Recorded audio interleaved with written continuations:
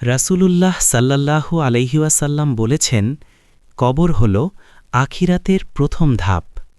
যদি কেউ কবরের পরীক্ষায় সফল হয়, তাহলে তার পরের সব ধাপ সহজ হয়ে যায়। আর যদি এখানে ব্যর্থ হয়, তাহলে পরের ধাপগুলো আরও ভয়াবহ।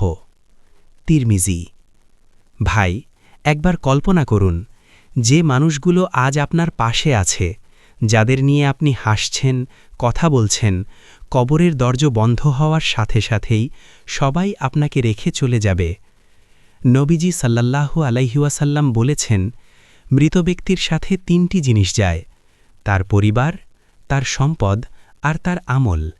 দুটি ফিরে আসে, পরিবার আর সম্পদ, থেকে যায় শুধু আমল।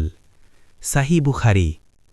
ভাই, সেই কবরে না থাকবে আলো, না থাকবে মোবাইল, না থাকবে কোনো শব্দ, থাকবে শুধু অন্ধকার আর আপনার আমল। আরেক হাদিসে এসেছে, রাসূল সাল্লাল্লাহু আলাইহি ওয়াসাল্লাম বলেছেন, কবর হয় জান্নাতের বাগানগুলোর একটি অথবা জাহান্নামের গর্তগুলোর একটি। তিরমিজি। ভাবুন একবার, আপনার কবরটা কোনটা হবে? নবীজি প্রায়ই কবরের আযাব থেকে আশ্রয় চাইতেন এবং আমাদের শিখিয়েছেন এই দোয়া, আল্লাহুম্মা ইন্নী আউযু বিকা মিন আযাবিল কবর। ভাই, আজও সময় আছে, আজও দরজা খোলা। একদিন যখন কবরে নামানো হবে, সেদিন আর কোনো সুযোগ থাকবে না।